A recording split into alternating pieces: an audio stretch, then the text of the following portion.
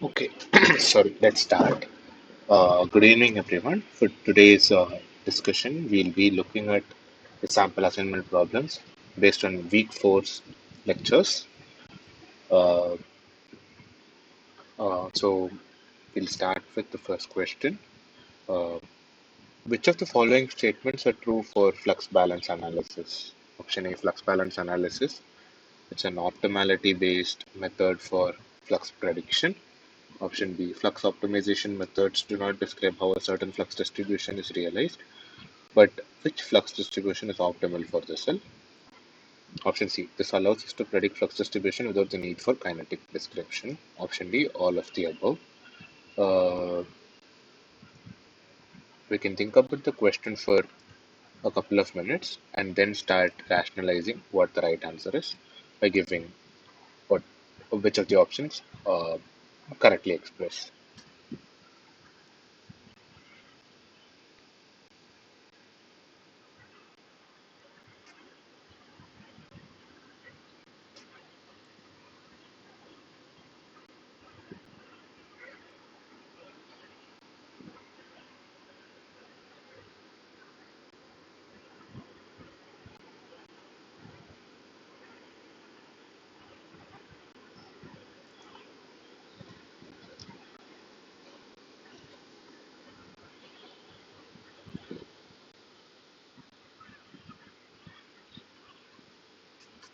Yeah, Surender, if you if you want to answer, you can start. We can start discussing. Otherwise, I'll start explaining.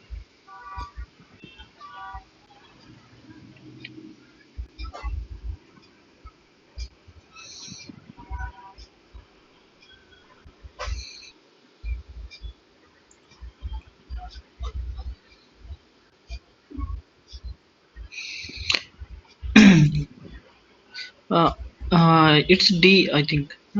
Yeah, All of the above. yeah. So, do you want to like try mentioning why you think particularly all the options are suitable? If not, I'll start explaining why a particular option is right. Because uh, in lectures, now professor said it is difficult to measure the flex correctly. A flux of all the reactions, you mean, is it? It is not. We cannot determine the internal flux Yeah, internal fluxes are, experimentally. yeah, experimentally it's difficult to measure the internal fluxes, but exchange fluxes can be measured and has So been overall documented. flux, yeah, externally can be measured experimentally. Yeah. So it is flux optimization. So it includes both external and internal, I think. So So the, if uh, internal cannot be determined experimentally, huh, so it means overall flux cannot be determined experimentally. in a way, true. You can measure the exchange fluxes. Only Yeah. those that are exchanged with the surroundings can be exchanged, can be experimentally measured. Within the cell, it is difficult to measure. That is Mm-hmm. true. So the flux optimization method do not describe how a certain flux distribution is realized. Okay, so I think it is about the measurement, na? Measurement of the fluxes. Oh, okay. There's a different way to understand it. I'll first listen to your opinion and then I'll try to explain that. Okay. Huh. Also, professor said that flux distribution is independent of the kinetic parameters of the enzymes. Okay, Okay. Okay. so that's why I chose all of All the above. okay. Hi Kritika. So now we are discussing the assignment problems for week 4. We just started with the first question. So we were discussing this, and Surendra had mentioned that all the three options here for this question are suitable. If you have something in your mind regarding why a particular option is right or wrong, you can share that with us, or I'll start explaining.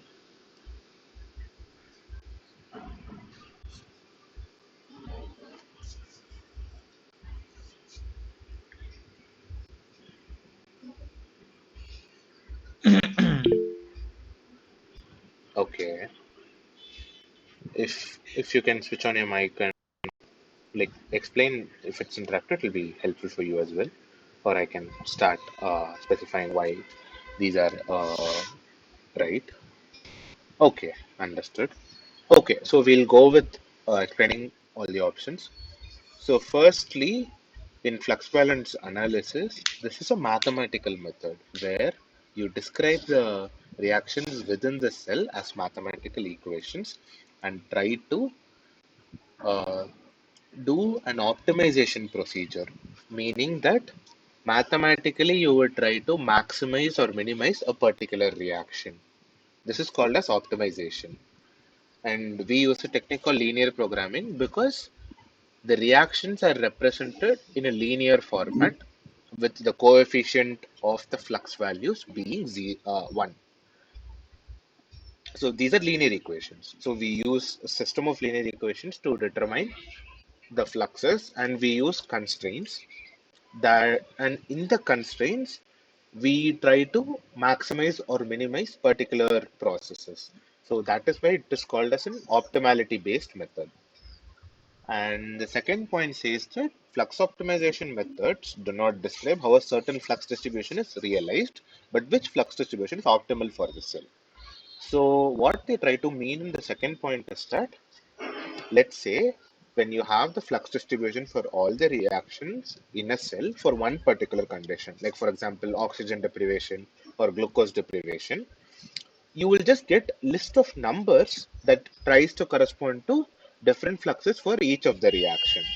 But you, unless you can't really rationalize why those numbers are achieved for those reactions. That is why they are saying we cannot describe how a certain flux distribution is realized. We will not be able to describe how why particular numbers correspond to particular reactions. But whatever is optimal for the cell is the numbers that we get. So that is how the second option has to be understood, Surendra. So it means uh, I can say now, for example, if I provide the glucose to the cell, Ha, so provide glucose convert to pyruvate, then ha, acetyl CoA. ha. So acetyl CoA can go anywhere, na? It can go to the T cell cycle. It can go for the Yeah, amino acid true, synthesis. true, true. So Yeah, distribution, how is certain flux distribution realized? So it is not possible it is not because possible. Yeah, acetyl CoA can go for a number of pathway. yeah. That's why I think, huh? So Am I what, right? uh, in a way, you can understand this like you are trying to maximize particular set of reactions. So let's say one reaction or one metabolite is branching into four different pathways. Okay. In that four different pathways, you are interested in only one pathway. So in flux balance analysis, when you say that you want to maximize for this one pathway, whatever flux is supposed to go to all three will go to this one. That's how mathematically the constraints will be set. Then when all these fluxes go to this, then what is supposed to go here is lost, because of which other reactions are affected. So you can't really justify what or how the flux values obtained through this mathematical procedure fits in within the cell. But you can only say that when I want to focus on this one reaction, then majorly flux will be diverted through this, because of which flux will not be diverted through these three reactions. That is what they try to say with the second option. Was I being clear or okay? And the third option is, this allows us to predict flux distributions without the need for a kinetic description. So what they say here in the third option is that enzymes, if you know whether an enzyme is present within a cell or not, that is more than enough to do this mathematical procedure. But you don't need to know at what rate or at what rate this enzyme acts and how many copies of the enzymes are present in the cell. That is not needed. But just having an idea whether the enzyme will be present or not is more than enough. That is why they say that there is no kinetic description needed for predicting this flux distribution. So in a way, all these options are right. That's why the right answer is option D. Can you Uh, third yeah, again? sorry. Yeah, sorry. Ha, ha, Surendra, I can hear you. Third option. Can you explain again? Third option. Yeah, yeah. You want me to repeat the third option? Yeah, yeah, yeah. Okay. So what I'm saying is, so in order for this mathematical procedure to be able to predict the flux distribution, you just need to have an idea about whether an enzyme is present within a cell or not. Because that will tell you whether a substrate will be converted to a product or not. That is more than enough for flux balance analysis. So it is not necessary that you need to know how much of the enzyme is present within the cell or at what rate the enzyme converts a substrate to the product.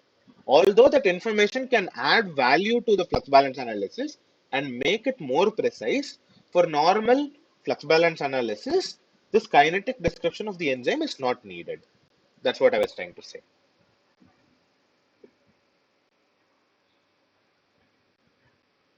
Was it clear, Surendra? Ah, yeah, yeah. Okay, thanks. Huh. Now the second question. So the question is, during the elemental balance of the stoichiometric matrix S, the dot product of E dot S needs to be option A, E dot S is equal to 0, option B, E dot S is equal to 1, option C, E dot S is equal to 4, and option D, E dot S is equal to 16. You can take a couple of minutes and then we'll start discussing what is the right option.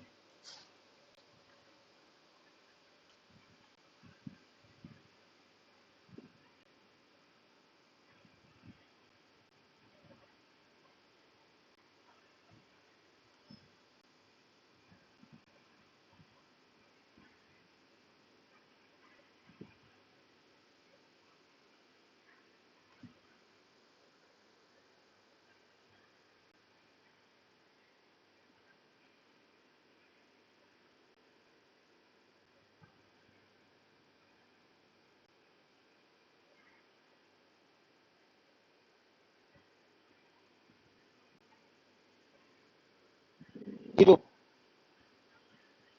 Okay. Uh, yeah, Surendra, you can try to explain why do you think E dot S is equal to 0. But before that, if you can explain what E is and what S is, that will also make things easier. And we can go from that. E is the elemental elemental. How many carbon? How many hydrogen? How many oxygen holding electron? 1 minute.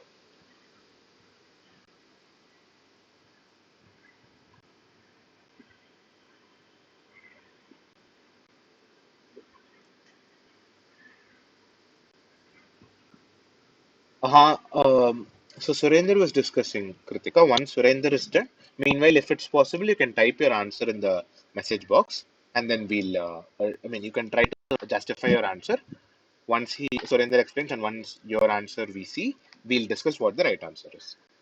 Yes, Surendra. Sorry, So you can go E ahead. stands for the elemental. At how many carbon, how many hydrogen are present in the reactant side as well as the product side. S is Okay. the stoichiometric. So it should be 0 for a balanced equation. For example, in option B, But why should it be zero? Like, do you have a rationale as to why on it should both be sides, zero? on both side elements are equal. Okay. You cannot Hmm. say one side. For example, in photosynthesis, Huh. CO2 generation, Huh. glucose is forming. Glucose having the 6 carbon and Right. CO2 having the 1 carbon. So six CO2 molecule they should be involved in Right. the balance. In the option B, I try to explain. Yes, one means uh, towards the product size. Okay, one element is towards the product. One element is more. So we have to, if we have to balance the equation, we have to put the same element to the reactant side. If positive, so it is the product. Hmm. So Okay. this from Sorry. You can you repeat? uh, I. Huh. this is from my Huh. Okay. Yeah. So building on from what you said, yeah. So E is elemental matrix. So in E, what you'll have is a matrix. Now here, each of the column represents a particular substrate or a product that is involved in that reaction. The columns represent the substrate or the product, basically the chemical compounds. Whereas the rows represent the number of carbons, hydrogens, oxygens, phosphate, nitrogens, and the other elements that are present in these substrates and products. So you will basically get a matrix that will have what all substrates and products are involved and how many of the carbons are present in each of the substrate, carbon, hydrogen, and all the elements. This is called as the elemental matrix. So this can be done for any chemical reaction. Now, this is one side. The other side, we have S. S is the stoichiometric matrix, we all have previously seen in previous tutorial as well and in the lectures from the videos that stoichiometric matrix describes the compounds or the products and substrates as rows and the reactions as columns. So in a particular reaction, if 1 mole of one product is being consumed, it is given as -1. Whereas if it's being produced, it's given as +1. So now we will have two matrices. One containing information about the number of ele- uh, elements in each of the compound, each number of carbon, hydrogen, oxygen in each of the compound in that reaction, and the other containing information about the number of these compounds that are being consumed or produced. So it will be of the sort of m cross n. The elemental matrix will be of the size of m cross n, whereas the stoichiometric matrix will be size of n cross O. So now this can be multiplied. Dot product can happen. So when both of these are multiplied, n and n, because they are of the same value, we'll get m cross O matrix. And what is important here is all chemical reactions have to be balanced at the mass level. Like this is based on the laws of thermodynamics. So if 1 mole of or one if like one atom is getting consumed, then that has to be converted to produce another atom of the same type. That way, only mass balance can be retained. So that is why the option is option A, E dot S is equal to 0. Kritika, the option is not E dot S is equal to 1. Like Surendra had mentioned, if E dot S is equal, then that would mean there is excess of mass produced, which is not right. Okay. So how they multiplied? Sorry. We have the we have made the metric for we made the Oh, 1 minute. Your how line they is not clear. Can you repeat again? How the matrix? they are multiplied. How they are multiplied. Okay, so this is the normal matrix multiplication that you do. One, I can maybe show my notebook if that is fine. 1 minute. Let me.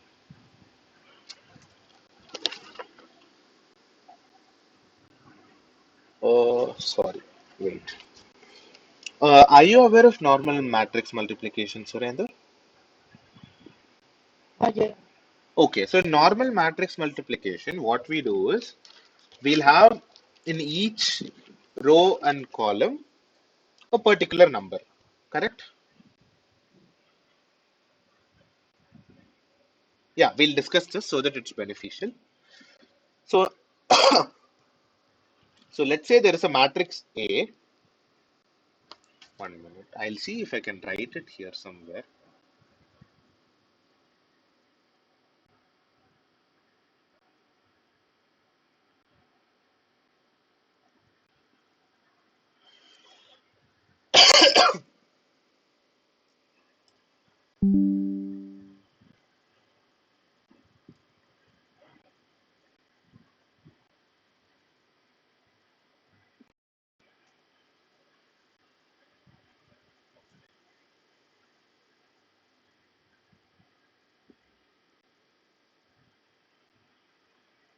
Yeah, I'll try writing here. You can tell me if it's visible.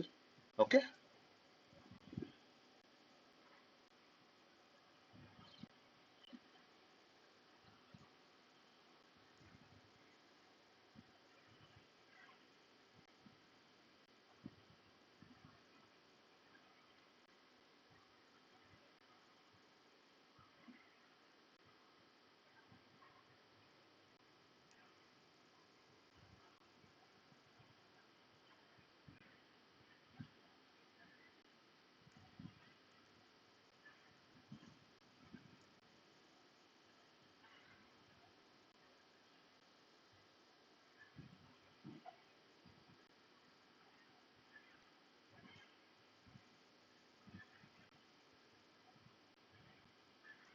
So let's say this is a matrix A. We can And whereas matrix B is,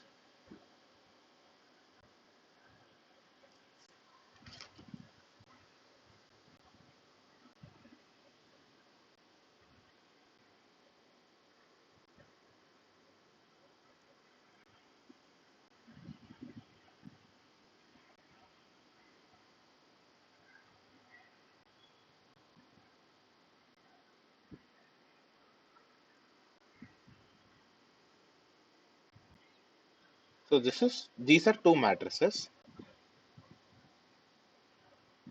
Now,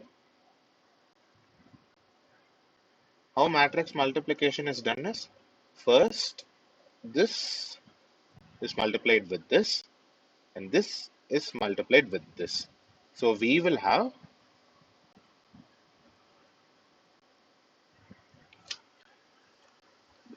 2 into minus 1 plus 1 into 1.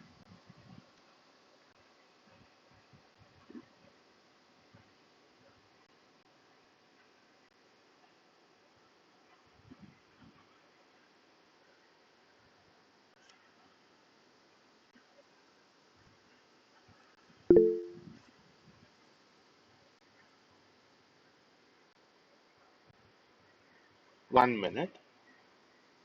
If the board is not visible, uh, The like link that you shared, yeah, access the denied. yeah, the link is what I had shared. If if you click on the link, it opens a new tab, doesn't it? Haha, Huh. access denied comes. Yeah, yeah. So now you are able to see. You need access. Sorry. You, you need access. Oh, sorry, I didn't get it. I need access. Access? No, You no, you don't need access. As long as you click the thing, it should open. uh, Because not. 1 minute, It's not open. 1 minute, 1 minute.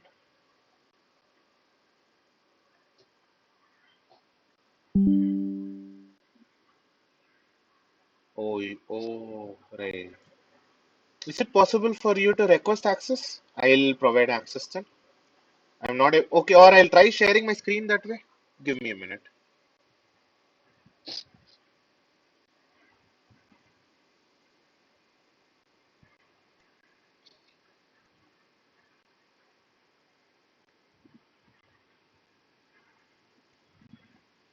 Yeah, I think now it's clear.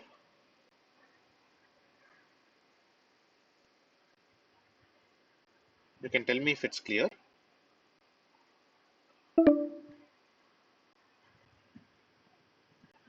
Oh, can't share screen. I'll again share.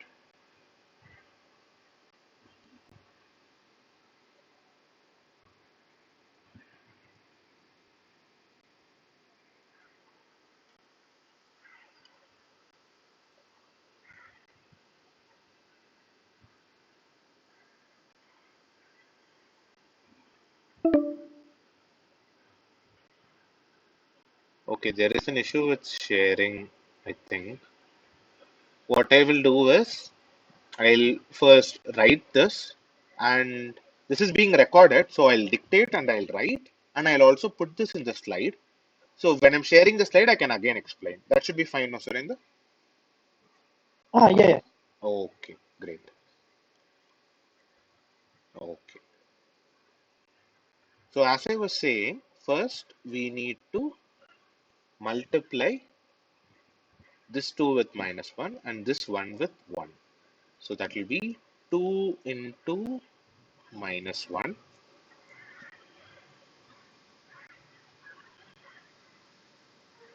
plus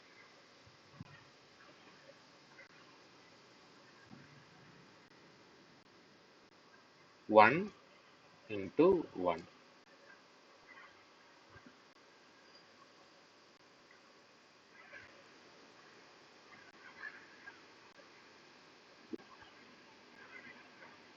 Next it will be again the same value.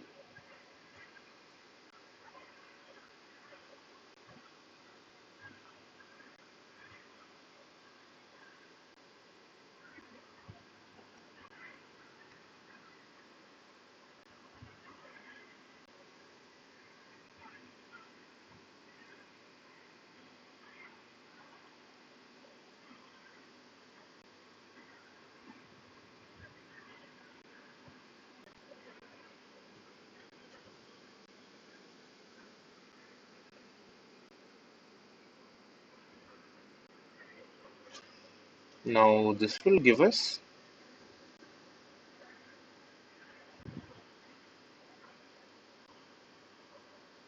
minus 2 plus 1 is minus 1.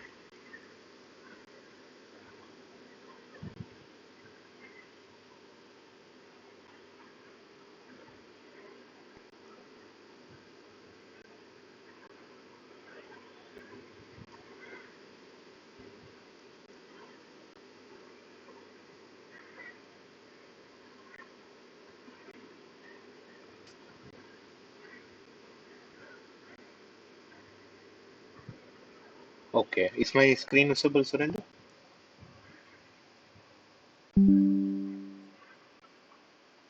Yeah, I hope now you are able to see it. So as I was saying, normal matrix multiplication works this way. You have two matrices. One is shown here as 2 1 2 1 matrix. This is a 2 cross 2 matrix. The other is uh, 2 rows 1 column matrix. So what is necessary here is the number of columns here and the number of rows here should match. Only then you can do the multiplication. So when you multiply, you first do this way. You multiply this 2 to minus 1, then add it with this 1 into 1. You do this way and this way. And because this is a 2 into 2 matrix, multiplied to 2 into 1 matrix, we get a 2 into 1 matrix, and this is the value. This is how normal matrix multiplication is done. Uh, is it clear, Surendra? Yeah, clear, sir. Okay, thank you. Okay. So next, moving on to the next question. If the stoichiometric matrix, so they have given a matrix, S is equal to, they have 3 rows and 3 columns. In the first row, it is A, which is involved in one reaction where it's getting consumed, not involved in the second reaction, but it is being produced in the third reaction. And B is involved in the first reaction, it's getting consumed, not involved in the second reaction, but it is getting produced in the third reaction. And C, it is getting produced in the first reaction and it's not getting consumed in the other two reactions. So what is the correct reaction map for minus S transpose? Okay. You can take a couple of minutes. Meanwhile, I'll draw it on the Jamboard if anyone has any issue, and then I'll start explaining.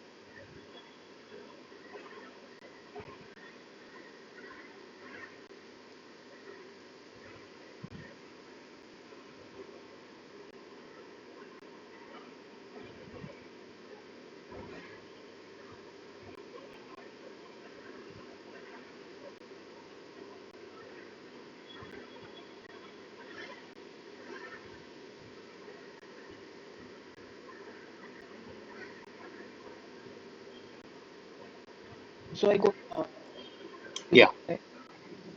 is that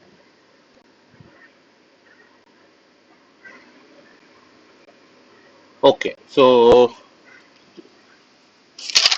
first you can say, if both of you, any of you can say what S transpose is. But okay. Also, it will be helpful if we can discuss why we are having this transpose and why we are having this negative value. If anyone knows the answer, you can start. I mean, if anyone knows the reason why we have this negative S transpose, it will be helpful. Or I'll start with the discussion.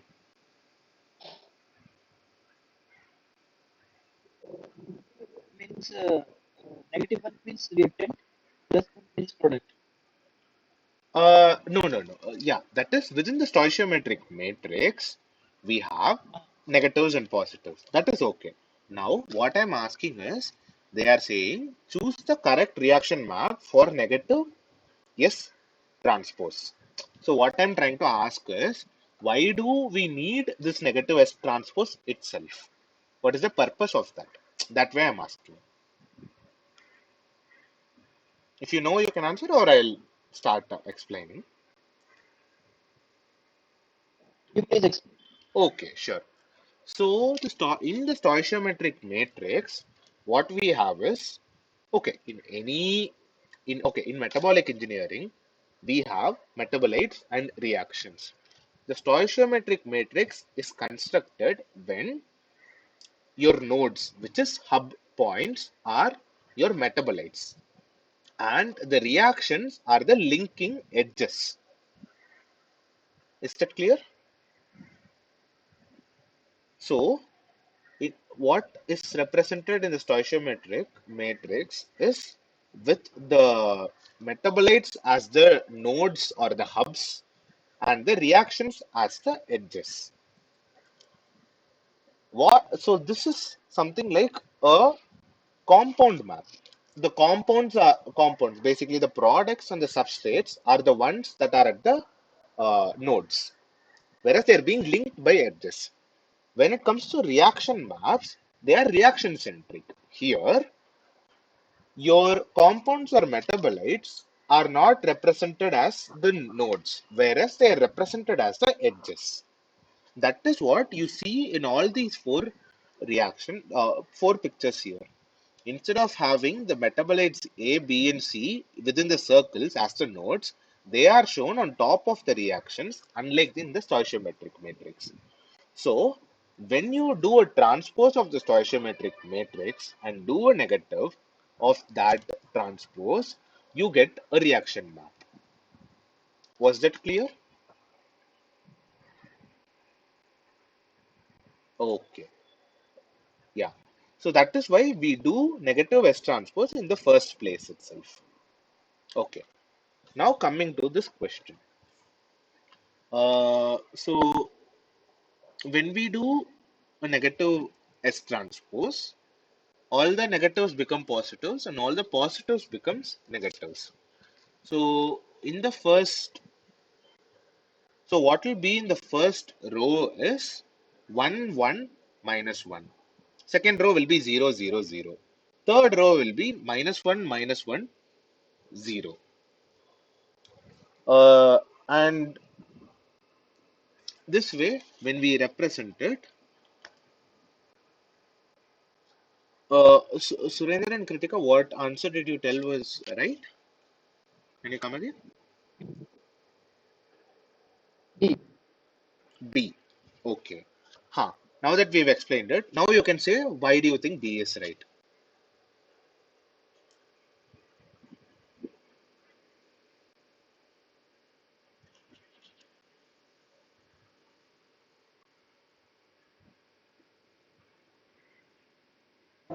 Sir, am I audible? Yeah, yeah, you are audible. You are audible.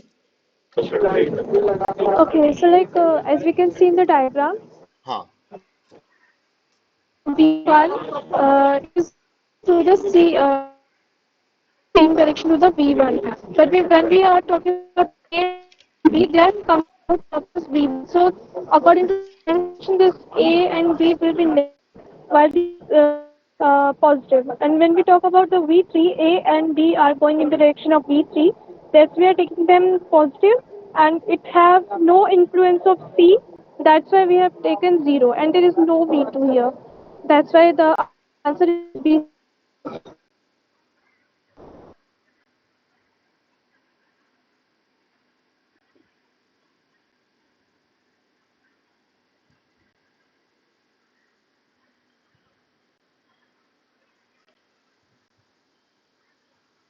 So one thing that we have to remember here is, see, although it is being produced, because it's being produced in the reaction, it can't be entering V1, like you had mentioned, Kritika.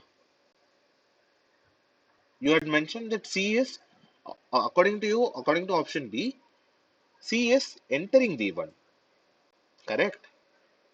Whereas through Like V1, say in terms of sign convention, the direction of arrow. yeah, sign convention in terms of direction of arrow only, C is entering V1. C is not going away from V1.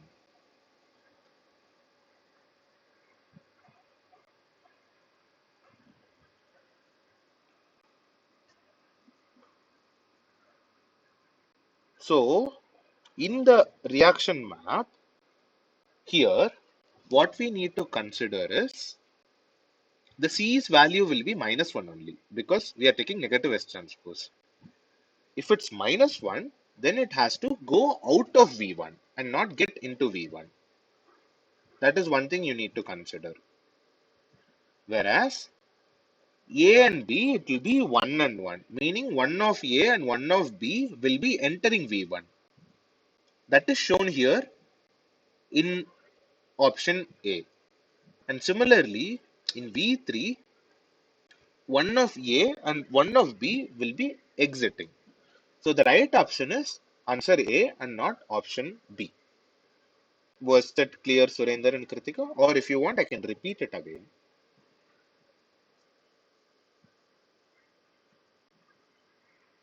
Okay. Surender, Got was it? it, sir. Yeah, Surender, was it clear or? So Okay. A is the correct answer. Yeah, sorry. So sign is So reaction maps and stoichiometric maps, when you draw it, there are some differences. Although they mean the same thing, when it comes to the sign conventions, there are slight differences. Here, when you say in a reaction map, you don't think about whether the metabolite is being produced or being consumed. What you look for is within the reaction, whether it's entering or whether it is exiting. That is all you have to see. Okay. So that way, if you see, when we take negative S transpose, we get in the first row 1, 1, -1. One of A is entering, one of B is entering, one of C is exiting. That is shown in option A only. In all other options, they show that C is entering V1, but the truth is C is exiting V1.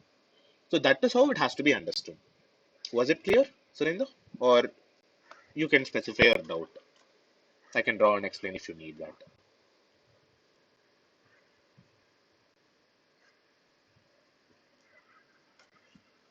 so we have to look for which metabolite is Ha, Surinder, sorry. It was yeah, not clear. it is a compound map, na? Sorry, it was not clear. Your audio, I had issues with listening to your audio. If you can repeat, it will be helpful.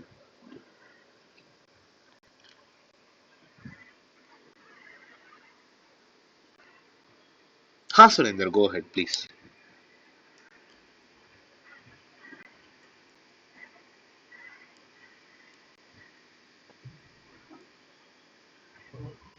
Am I audible now? Yeah. Clear. Hello. Yeah, I can hear you. Please go ahead.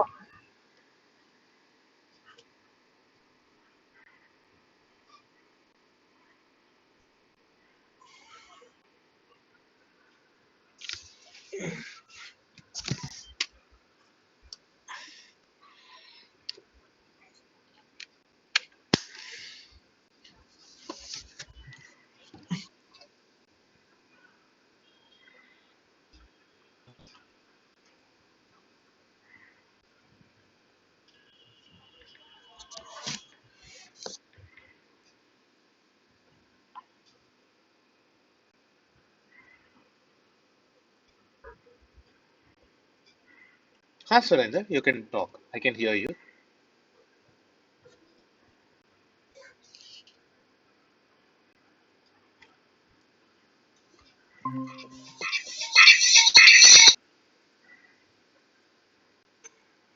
Am I audible now? Yeah, yeah, yeah. You're audible. Uh-huh. So is it a compound map, no, sir? So here, this is a reaction map. They are asking for reaction map. In reaction maps, the reactions are the nodes. The reactions are put in circles. It's not a compound map. Okay, Compound map okay, is a stoichiometric matrix. okay.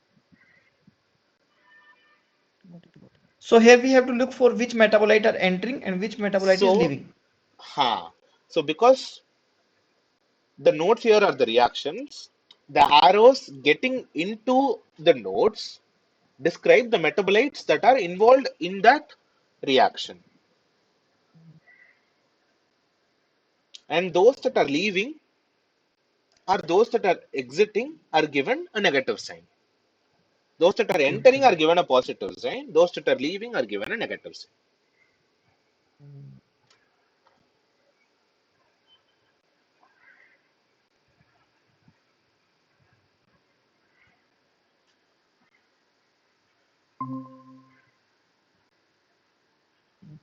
got it, got it. Okay, thank Mm, you. thank you. I'll go to the next question then.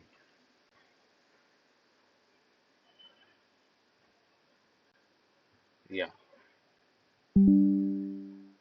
The next question is draw a proper reaction map from the given stoichiometric S matrix. Okay. You can take a couple of minutes. We just had a discussion of what a reaction map is and what is a compound map. After 2 minutes, we'll just discuss what is the right answer.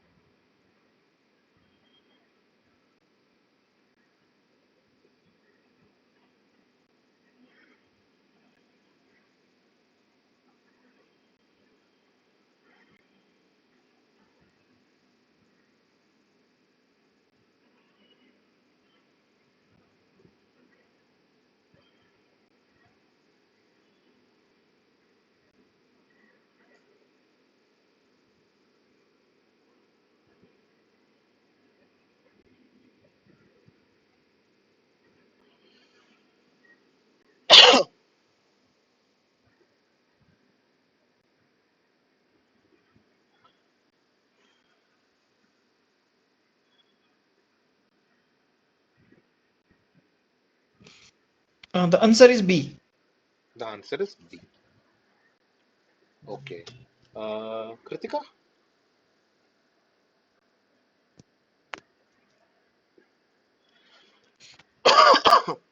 Sorry. So Yeah, yeah, Surendra. Huh. In this map, na, Huh. nodes are the metabolites. So it is a reaction map. Yeah, the normal So stoichiometric previously, matrix is given, and we have to normally draw with the nodes as metabolites. Yeah, you're right. it should be compound map. I think I'm getting confused. Oh, wait. Oh,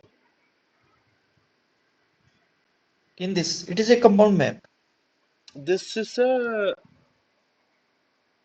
Huh. where the reactions are No, but one the minute. reaction One. Right, and right, line right, right. represents the node. Right. Sorry. So, but here, okay, it's called a compound map, but the Hmm. reactions are the nodes. It was a misnomer. It Reactions was are the my node. mistake.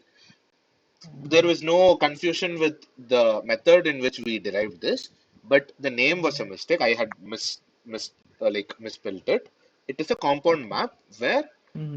the nodes are the reactions. You're right, Node. Surinder. Yeah, Yeah, yeah, yeah. yeah.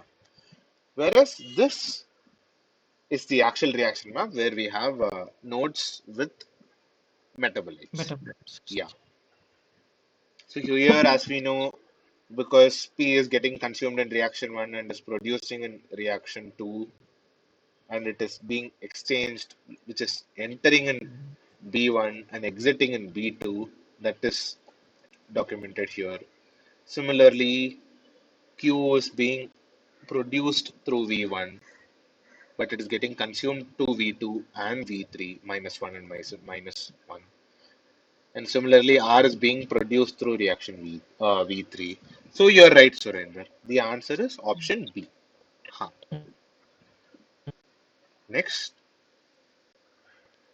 an algorithm that predicts the immediate suboptimal flux distribution following the genetic perturbation by minimizing the distance between the wild type flux distribution and the mutant flux distribution using quadratic programming is known as option A room, option B dynamic FBA, option C MoMA, option D opt-norm. We can just take a couple of minutes and then we can try to discuss what these four options are and then say what the right options. That should be fine. So if you want to answer Surinder, we can start with any option that you want and you can try to explain what that particular option is. We can take it from there. Hmm. Okay?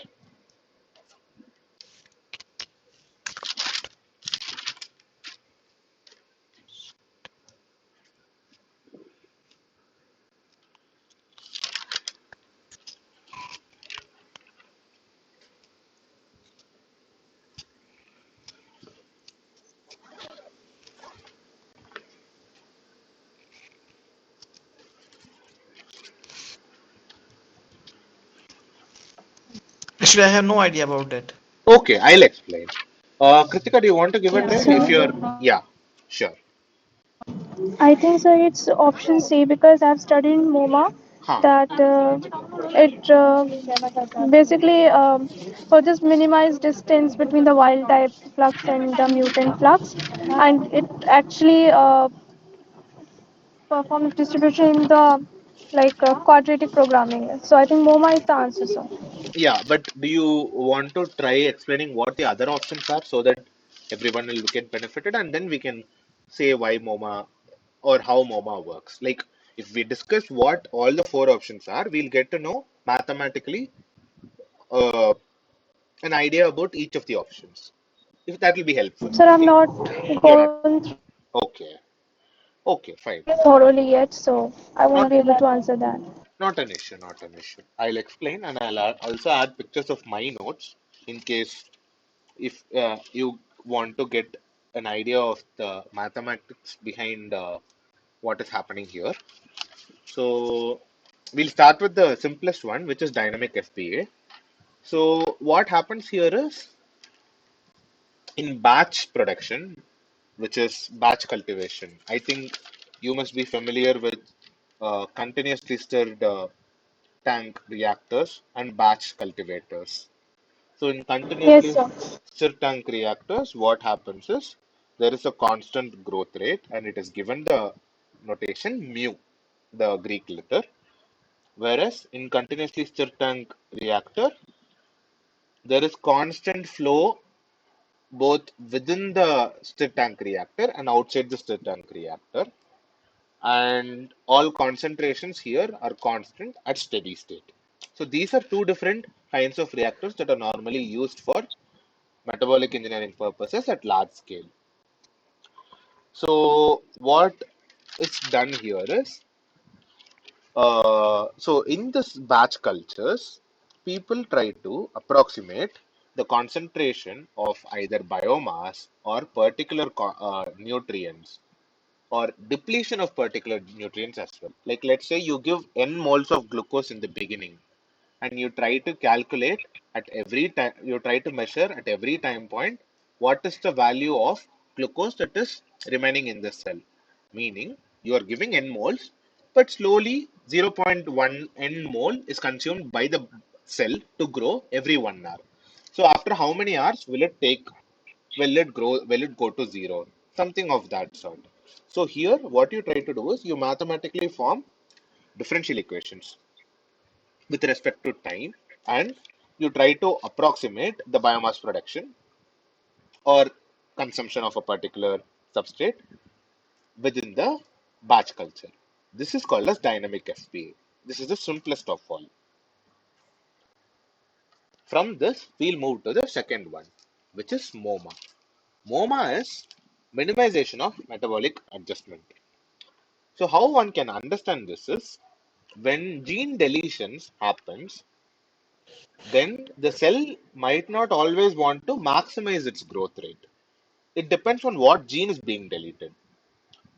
But instead, what the cell would do is it would try to minimize the number of adjustments that it does so that it can adapt to this new metabolic state. So that is mathematically represented in minimization of metabolic adjustment.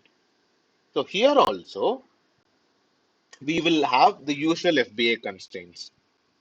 But apart from that, we'll also have this one constraint where we would want to minimize, under deletion conditions, the distance between the flux for our objective function, which could be the biomass, and the flux for the same objective condition in the wild type condition.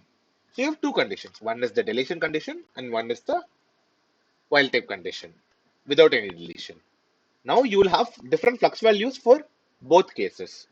Now in the flux cone, you will try to reduce the distance between the flux during deletion and the flux when the wild type cell is present. So this involves quadratic programming because you try to minimize the square of this distance. This is called as MOMA. And the third part is room. Room is regulatory on-off minimization. Here, we try to predict the metabolic steady state following adaptation to a perturbation by minimizing the set of regulatory changes.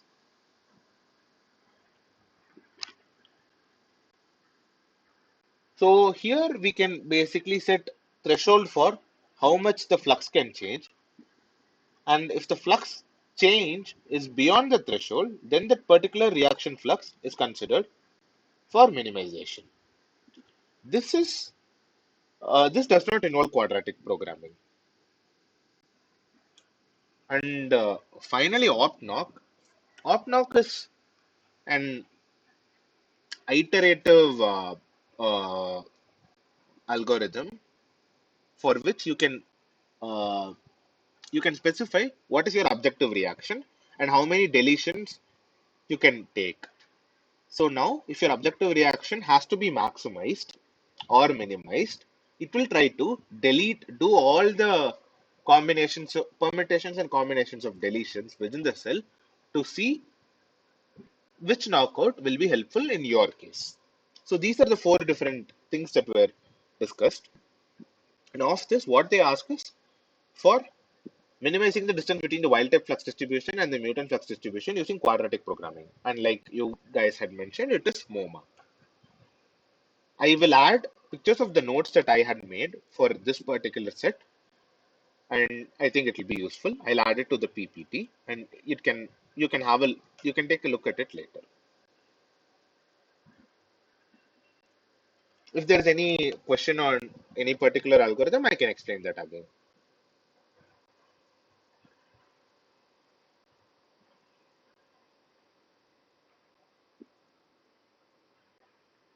Okay.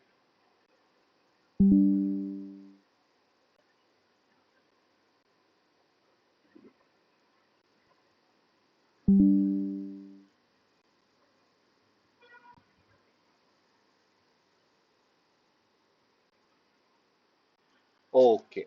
The next question is, consider a system where the number of fluxes n is 6, the number of constraints k is 3, and the number of measured fluxes m are 2. Now, what will be the degree of freedom d? The options are d is equal to 1, d is equal to 6, d is equal to 21, and d is equal to 12. So, One. before one can answer this, first Mhm. you can explain what is the logic behind this. You can just take a couple of minutes and then try to answer this. Okay?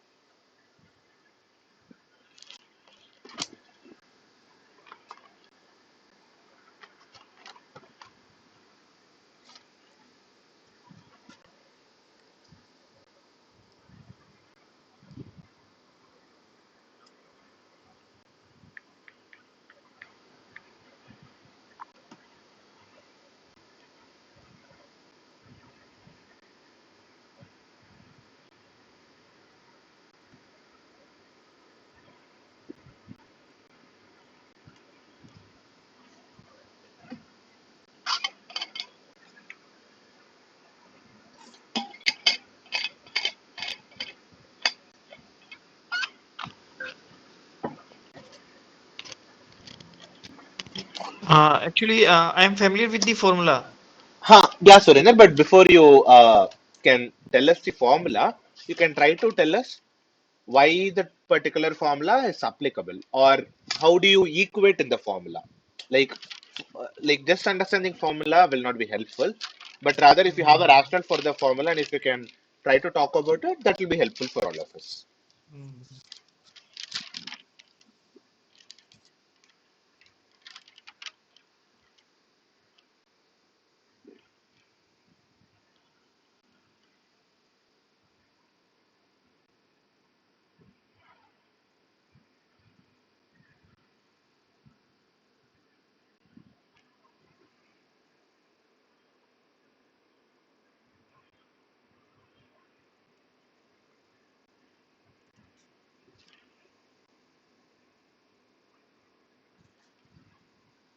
Surinder, if you want to go, you can go ahead.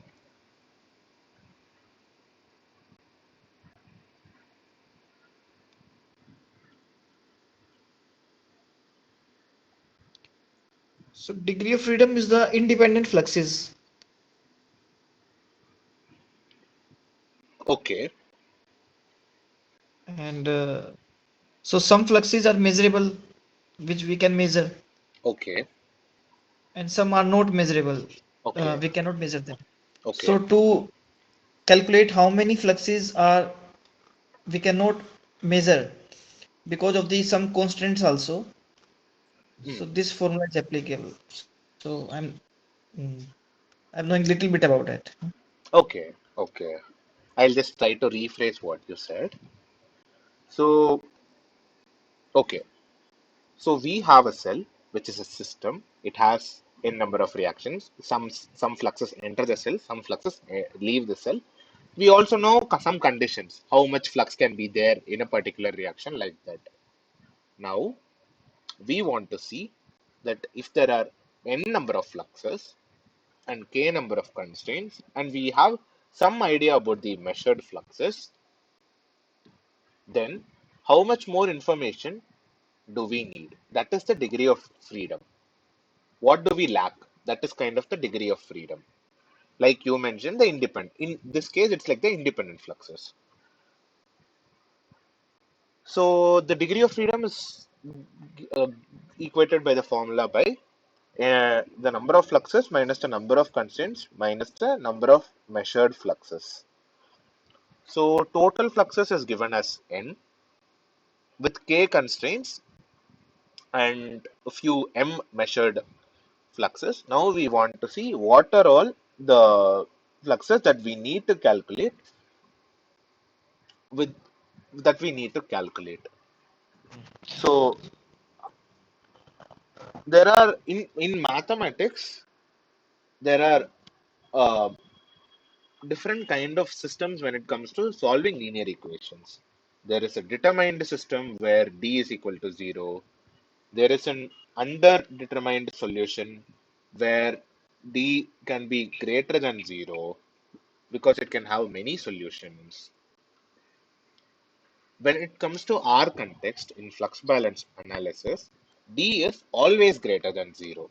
The number of fluxes that we have to calculate is always more than the number of constraints that we put and the number of measured fluxes. So there are many solutions that are possible because we have very few constraints. So because there are many solutions possible, the degrees of freedom could mean that there are these many options, these many varieties, or these many possible solutions that are applicable to a given system. That is how the degree of freedom can be understood with respect to our context. Was that clear? So how these constraints are calculated? These Total number of constants are fluxes we can not calculate. calculated. So total number of fluxes depends on the total number of reactions within the cell. The number of Yeah. constraints depends on what you know about the system. Like let's say for all the reactions, you know what is the maximum bounds, upper bounds and lower bounds, the maximum value that a flux can take. That is one particular constraint you know. Let's say you put only very little amount of glucose within the cell, then you know how much of glucose you are putting into the cell. That is also a constraint. So like this, you can set the physical constraints. These constraints you will know. This constraints also you will know. Apart from this, let us say you have some measuring equipment, some probe that can constantly measure the oxygen that is being produced within that is being exchanged with the media, something of that sort. That is the measured fluxes. So when you know these things, you will then get to know the degree of freedom. Got it. Got it. Got it. Okay. Huh. I hope that was clear, Kritika. Yes, sir. Okay. The next question is, what is the property of unbound reaction in a metabolic model? Uh, the options are A, it can carry unrealistically large flux values. Option B, it can carry no flux. Option C, it can carry very low amount of metabolic flux. Option D, all of the above. You can take a couple of minutes and then answer that by first telling what is a bound reaction and what is an unbound reaction. Then you can justify the answer.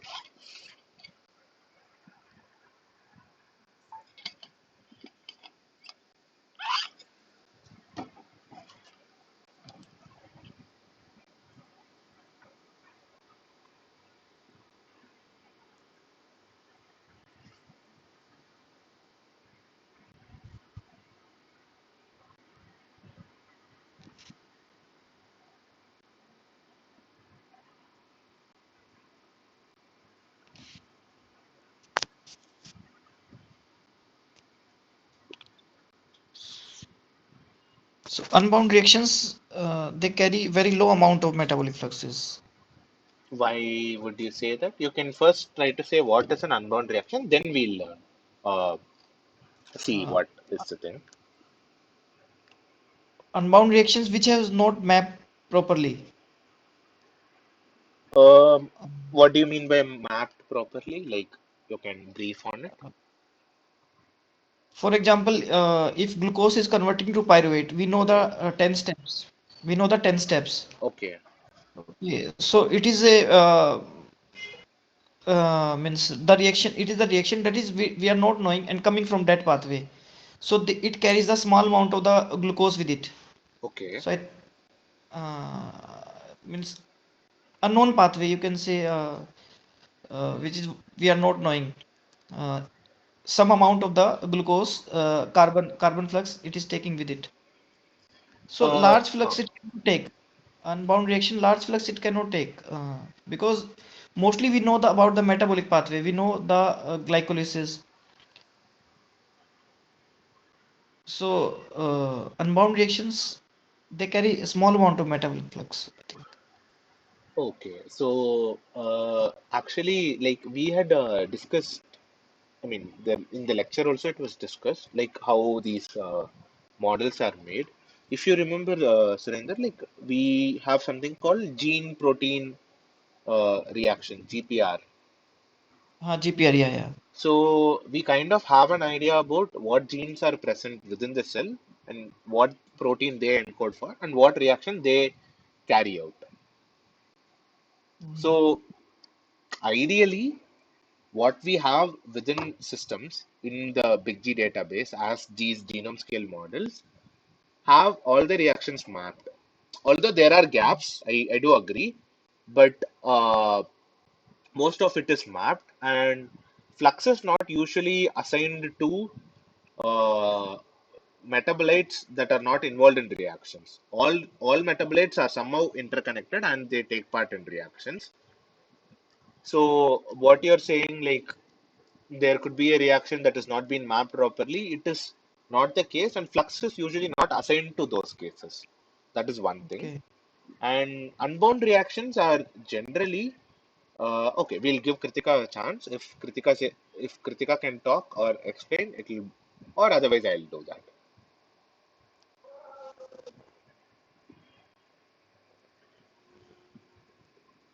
Kritika, can you hear us?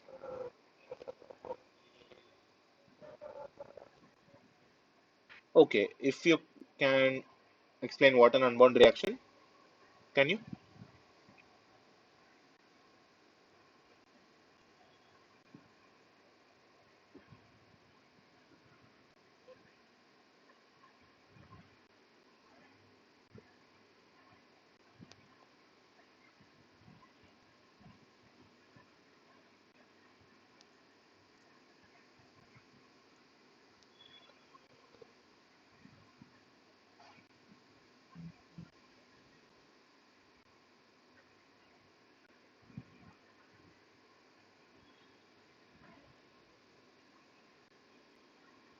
Okay, I'll explain what an unbound reaction is.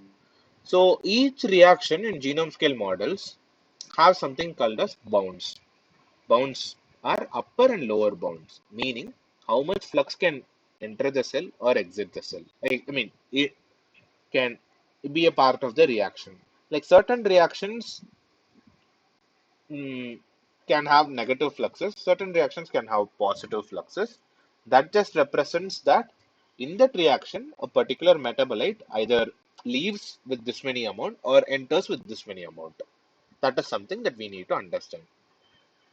In certain reactions, this boundary is not set, and it can be from plus infinity to minus infinity, the value, because we don't really have an idea. Those reactions are called unbound reactions. And because they have this range from plus infinity to minus infinity, the option that is valid here is it can carry unrealistically large flux values. So that is the right answer. Is it okay, Surendra? Okay, unbound reactions, minus infinity. Sorry, can you repeat it? There was a break. Unbound reactions whose boundaries are not known. So we Yeah. give the minus infinity and plus infinity to them. So it is like the range. So in flux balance analysis, we get particular values. No, from the optimal Mm. flux values, we get particular values.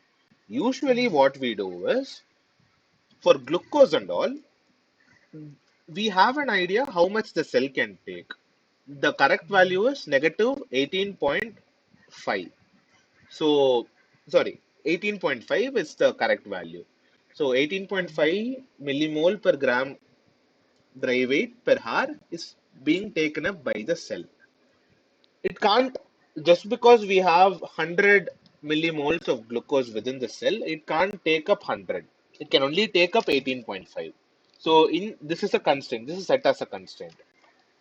But for certain reactions, we'll not know these constraints. So we'll put it from minus infinity to plus infinity.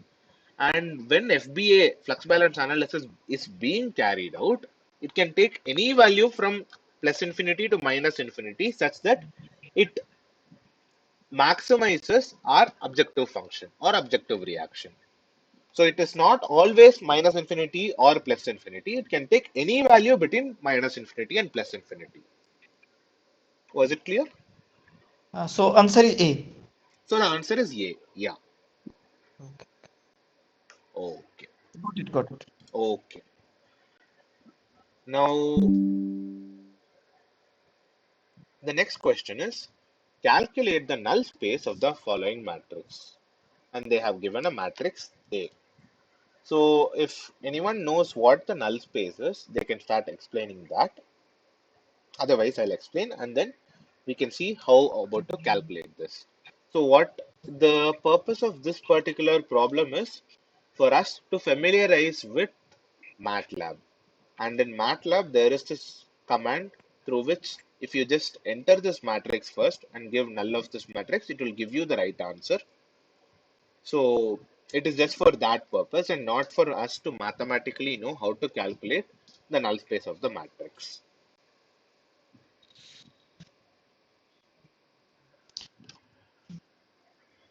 I have no idea about that. You have no idea. Okay. So null space basically defines, like let us say, okay, in our context, Surender, how would you assume this matrix as? What would you assume this matrix as? Any idea? Any guesses?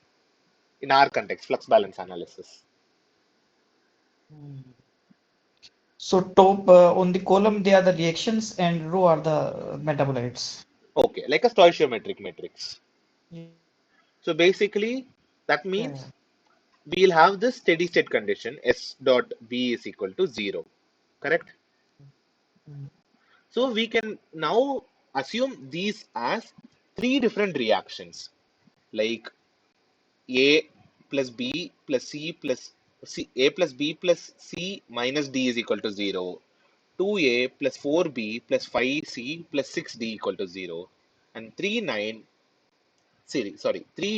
plus 9B plus 5C plus 4D equal to 0.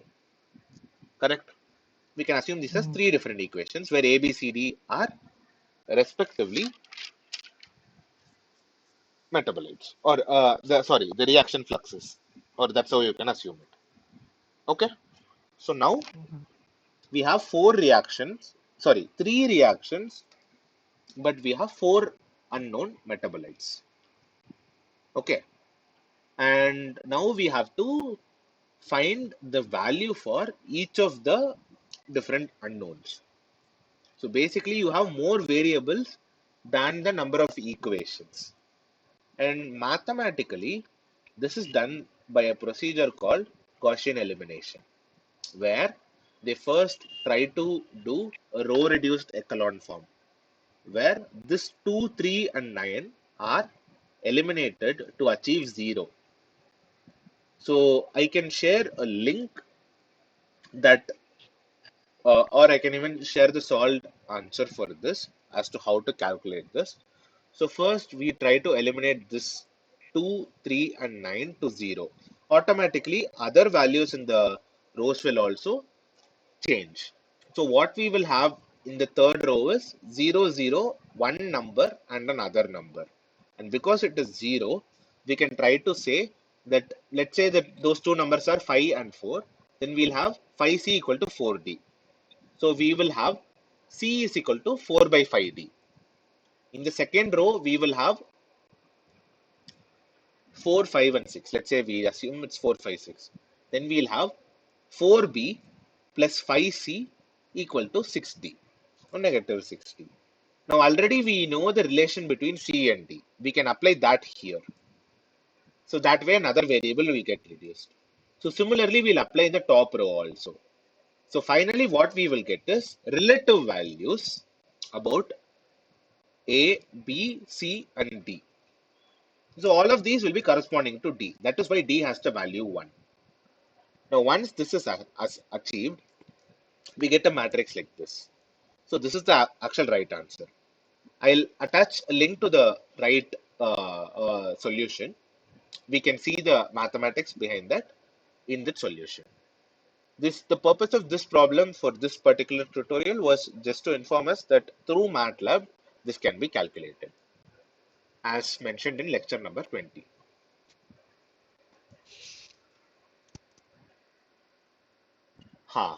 Now the next question. Metabolic flux balance equation is typically option A, determined system can be solved using Gaussian elimination. Option B, undetermined system and cannot be solved using Gaussian elimination. Option C, underdetermined system and cannot be solved using Gaussian elimination. Option D, none of the above. So before anyone answers, because we have discussed previously, it will be helpful if someone can summarize what is determined and undetermined system, and then we can take the answer further ahead.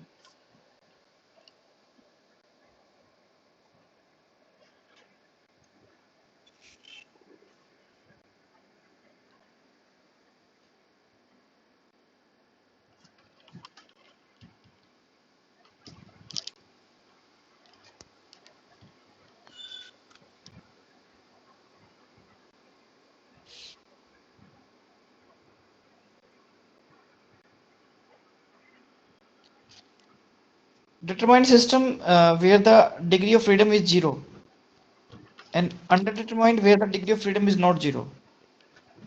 Is it greater or lesser in underdetermined? Any idea? Greater. Greater. Okay. So basically, we have many variables than equations. Uh-huh. Correct. You're right.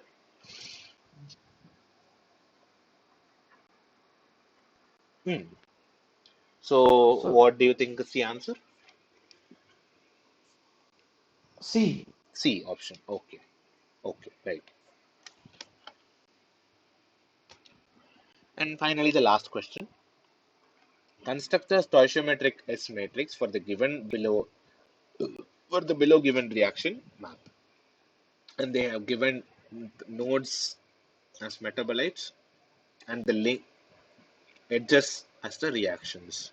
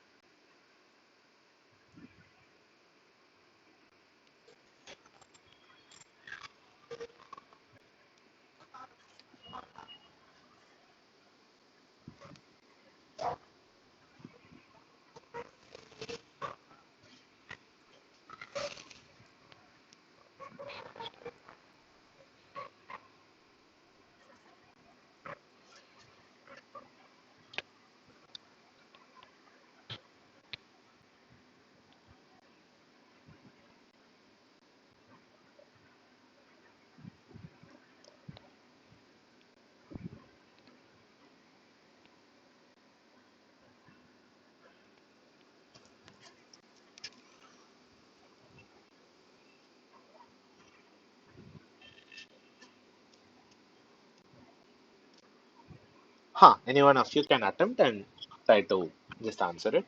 It's a simple one, like we discussed. It's A. It's A, right? Yeah. So with this, we have basically covered the assignment problems for week 4 of metabolic engineering. Now we'll go to one of the queries that you had asked in the Google groups, Surendra, and then from there we'll see.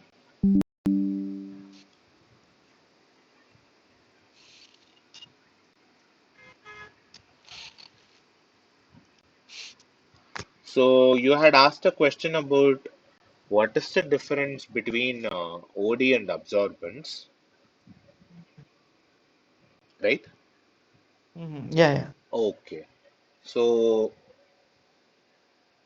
OD is usually measured with cell cultures. First thing, absorbance can be measured with anything that absorbs.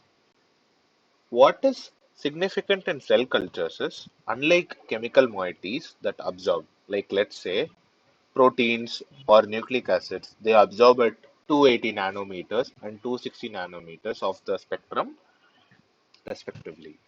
Unlike proteins or nucleic acids, cells are large. They have a particular size. And because of their particular size, they not just absorb, they also scatter light. In OD or optical density, both scattering and absorbance is taken into account, not just the absorbance part that is usually measured in other when it comes to chemicals. So that is basically the difference between OD and absorbance, Surendra. So in OD, we calculate the scattering of light also, along Scattering with the along with absorbance. absorbance is being calculated. Okay, okay. Yeah.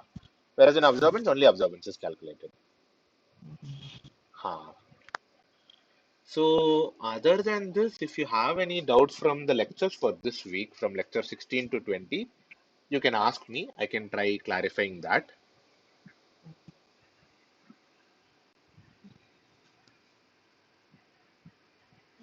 No, actually, I don't have any query. Okay, Surendra. Kritika, if you also have any queries, you can put that, or you can like switch on your mic and share that.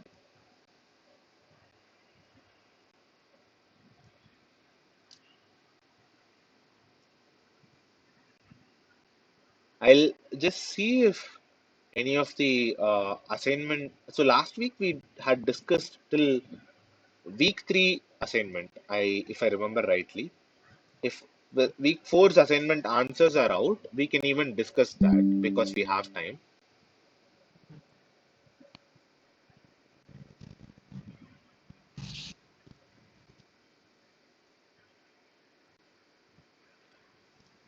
Okay, week four's assignment has not been. Okay, week three's assignment was it discussed last time? I am. Any idea, Surendra? Was it discussed last time? Mm. Or No, no, it was not. so we didn't discuss week three. We only discussed week one and two. Okay. Okay. Now then, since we have the time, maybe we can take a look at week three solution.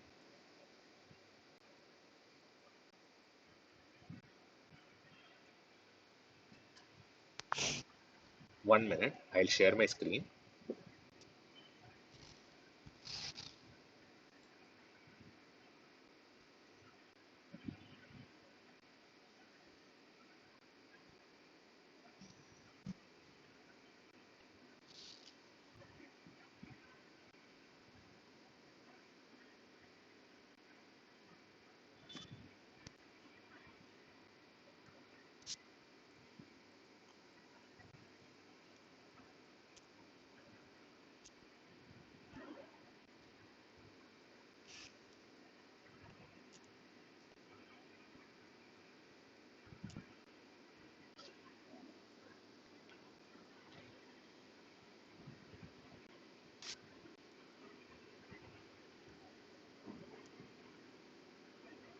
Yeah. So I hope my screen is visible. Yeah. So the first question is 1D genome annotation associated with option A, interaction of biological components. Option B, identification of functional genes. Option C, regulatory network building. And option D, metabolic network building. So we remember studying about genome annotation, and there are two dimensions to it. The first is first identifying the ORS, which is functional genes. Second is identifying interactions between the genes. But that comes as 2D genome annotation. And since it's asked as 1D genome annotation, the right answer is identification of functional genes, which is option B. Then the second question. Which of the following statements is true regarding enzyme commission numbers? The answers are Option A, EC numbers are assigned to enzymes based on their amino acid sequence. Option B, EC numbers are randomly assigned to enzymes without any specific criteria. Option C, EC numbers are assigned to enzymes based on their catalytic activity and reaction specificity. And option D, EC numbers are determined by geographical location of enzymes discovery. So, like we discussed in last week's problem solving session, EC enzyme commission classifies enzymes based on the kind of reactions they uh, catalyze. So basically, there are many kinds, hydrolases, oxidases, and stuffs like that. So based on that, EC numbers are given. So the right answer is option C. Third question is mention the type of below represented reactions map. So it is given inside a box, and you have metabolites as nodes and the reactions as edges. And since there is no exchange of the metabolites from within the cell into outside area, the option is closed. Fourth question is properties of microbial species suitable for a systems analysis. So options are microbes with small genome sizes and easily cultivable, microbes that can't be cultured in laboratory condition, poorly characterized or unknown metabolic pathways, and option D is complex physiological diversity. So for systems analysis, we are aware that we need the genome. When do we get the genome? We get the genome only if genome can be uh, sequenced, meaning first the cell can be cultivated and the DNA or the genome within the cell can be extracted. If that is not possible, then genome cannot be, then systems analysis cannot be done. So option B, stating that microbes that can't be cultured in laboratory condition, is false. And once the genome is sequenced, we have to map the ORFs, which is the open reading frame, to get information about the functional genes, and then try to determine connections between the genes. And then this way, we'll get to know about the metabolic pathways within the cell. So if it is poorly characterized or if it has unknown metabolic pathway, it is difficult for systems analysis. And complex physiological diversity. So this could mean many things, but with respect to our analysis or flux balance or systems biology in general, if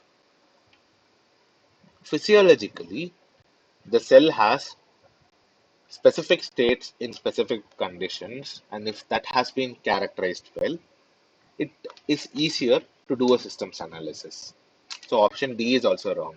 So the right option is microbes with small genome sizes and that are easily cultivable are essential for systems analysis. In the fifth question, in the stoichiometric matrix of the biochemical network, metabolites are represented in option A columns, option B rows, option C interchangeably in rows and columns, and option D both rows and columns.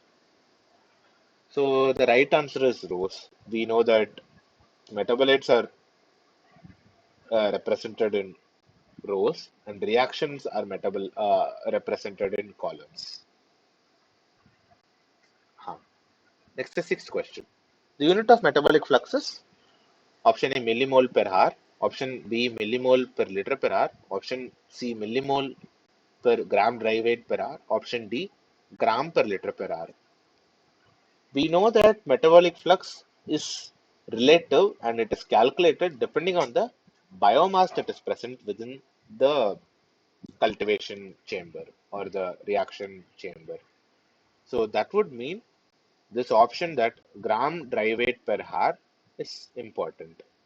Gram dry weight is important. So just millimole per hour is not sufficient. So the right unit is millimole per gram dry weight per hour. The next question is which of the following are applications of the genetic circuits? Option A metabolic engineering, option B tissue engineering, option C identification of post-translational modification in the cell, option D all of the above. So genetic circuits are nothing but an idea about how genetic components are linked or interlinked. This is vaguely like the two-dimensional annotation that was discussed earlier, where you know which gene interacts with which protein and so on. So, and because within a cell, DNA, protein, RNA, and every biomolecule interacts with each other, they can be represented as a circuit. It has applications in all the fields, including metabolic engineering, tissue engineering, and also even for post-translational modifications. Now, eighth question. Choose the correct sequence of biological network inside a cell. Option A, metabolic network gives regulatory network. Option gives signaling network. Option B, signaling network leads to regulatory network leads to metabolic network. So, like we had discussed in the assignment also, first cells receive signal from outside in the environment. These signals are perceived and taken.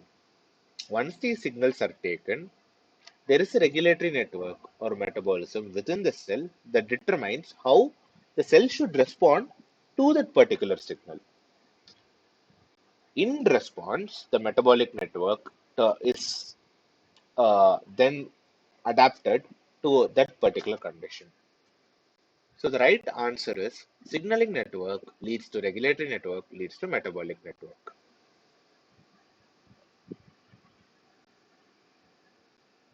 which is not an example of a genome database.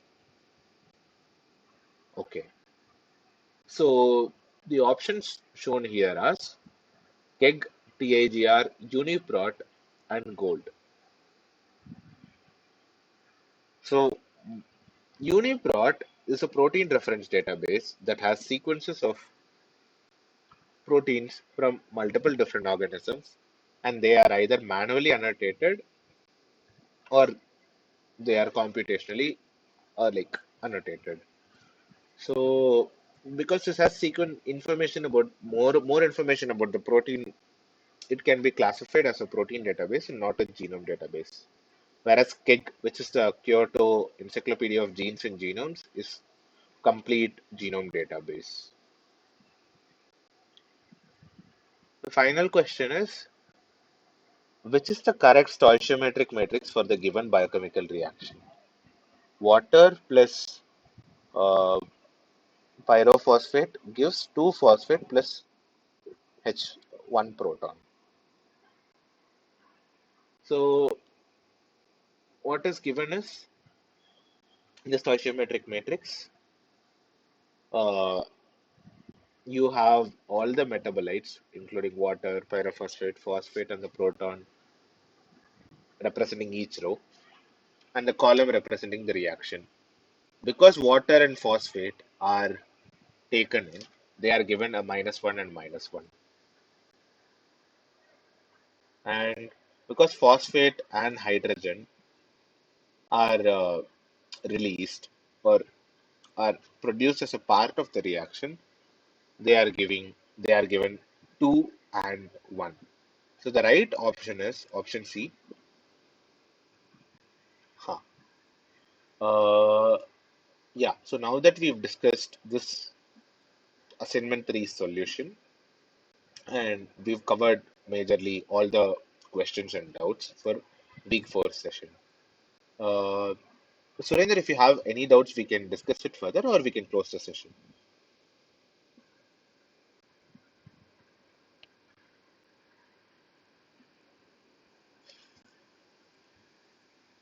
No doubt. Okay, thank you. Thank you for attending. We'll meet next week, same time on Monday. Thank you. Oh, thank you. Thank you.